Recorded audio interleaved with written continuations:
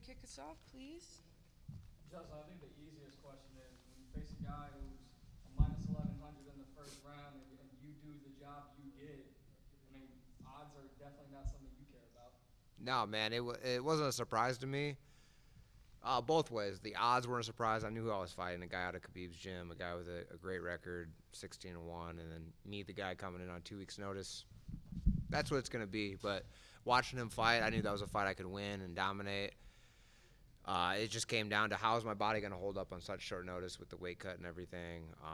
After the first round, I was like, I got this.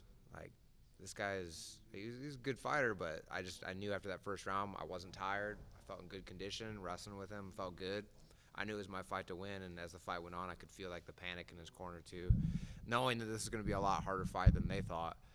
So yeah, the numbers mean nothing. When we get in there and the cage door shuts, man, we're 0-0 against each other. It's irrelevant.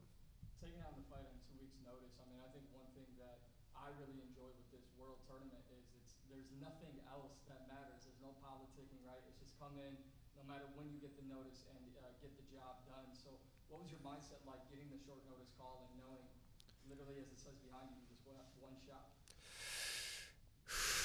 Here we go. That was like just, you get the call from my guy. He tells me this. I'm like, yeah, let's do it. I was scared, man.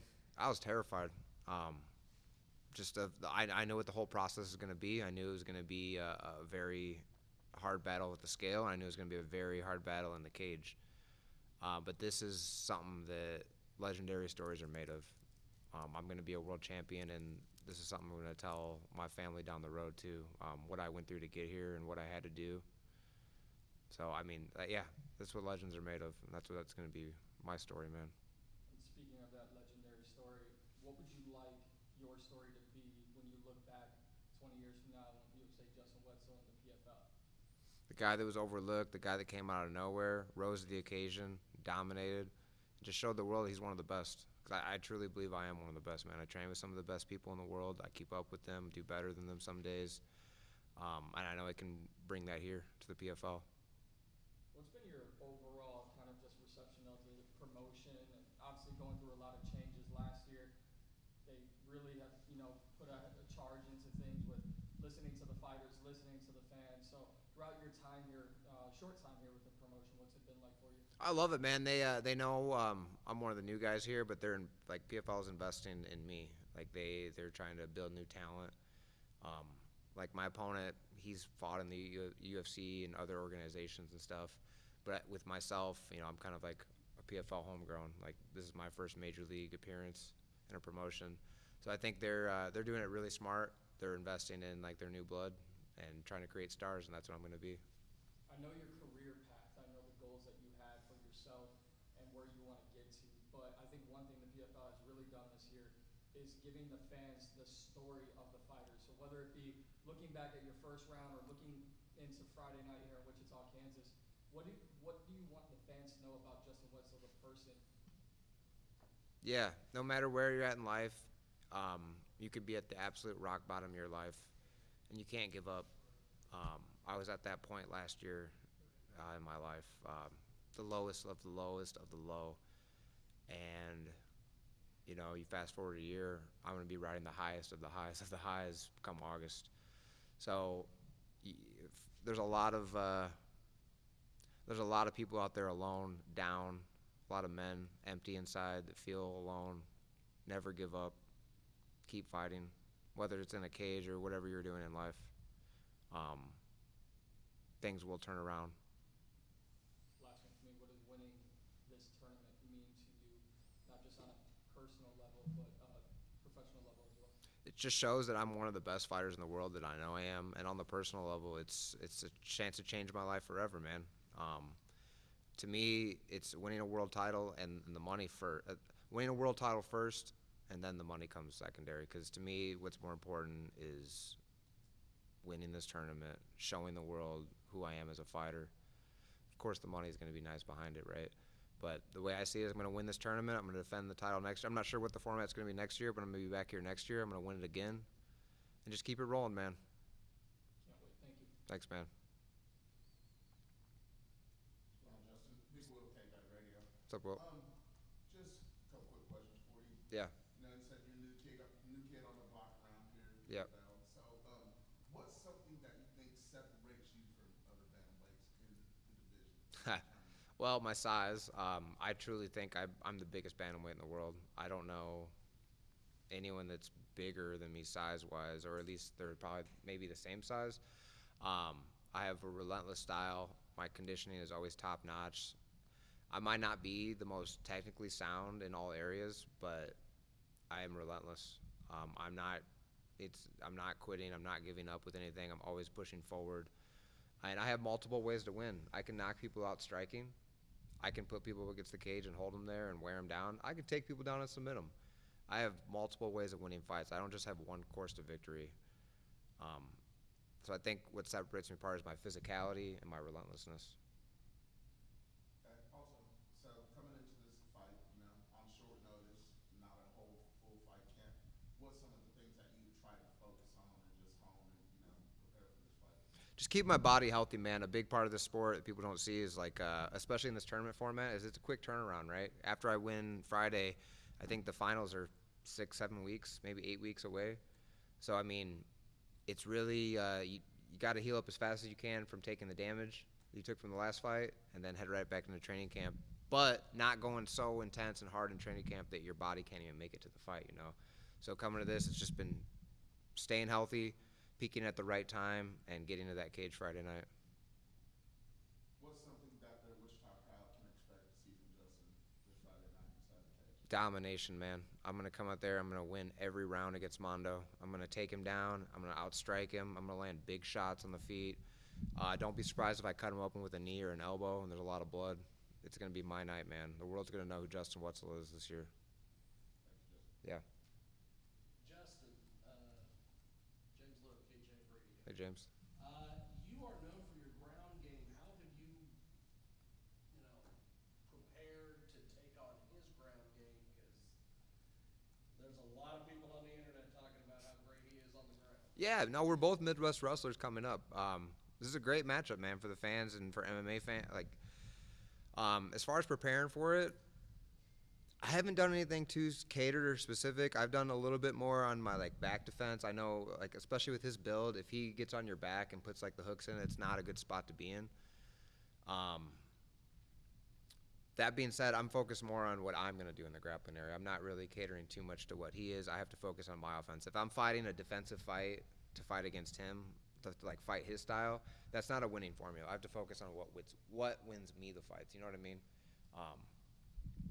He possesses legitimate threats on the ground, man, and I'm prepared to deal with them. Like I said, though, I haven't done anything too specific for him. Maybe a little bit more on back defense. But that's about it.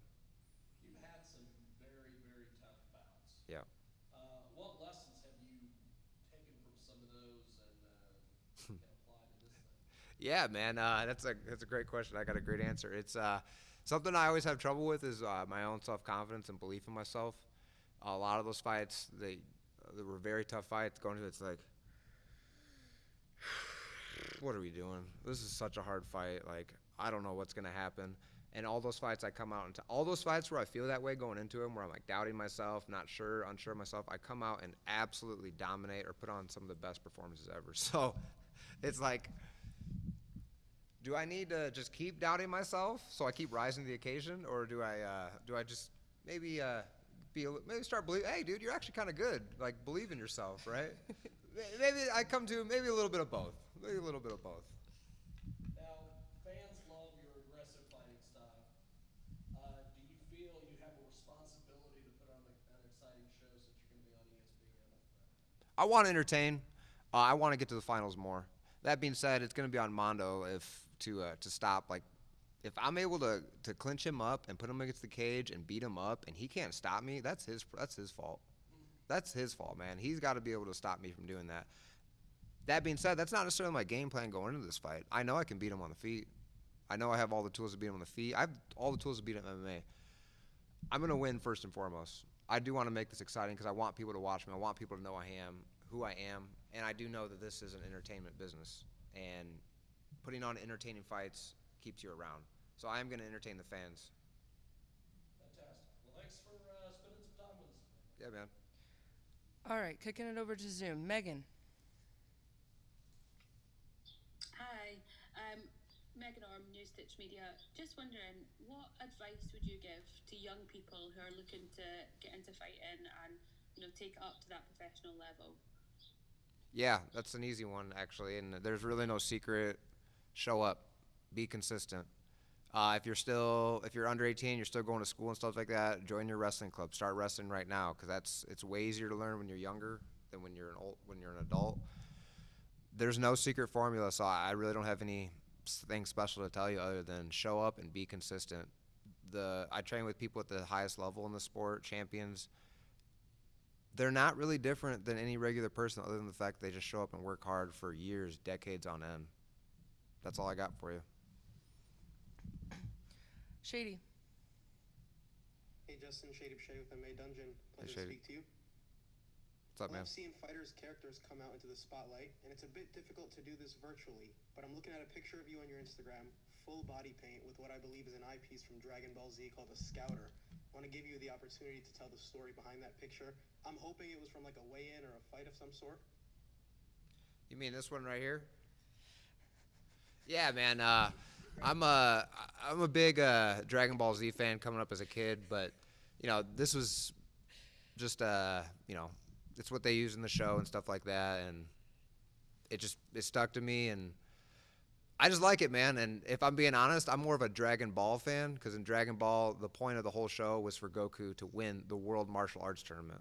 And where am I? I'm at the World Tournament, man. So it's kind of self-fulfilling in a way. I just like it, and I know it's a big thing in pop culture too. So people see it like, hey, that guy with the whatever he's wearing. It's just something I really like, man. So that's why I'm wearing this. I love it. Have you gotten the green light to wear that to the cage? Oh, I'm wearing it to the cage. Very nice. Good luck, sir. Thank you, man. Okay, last one for Justin. Patrick.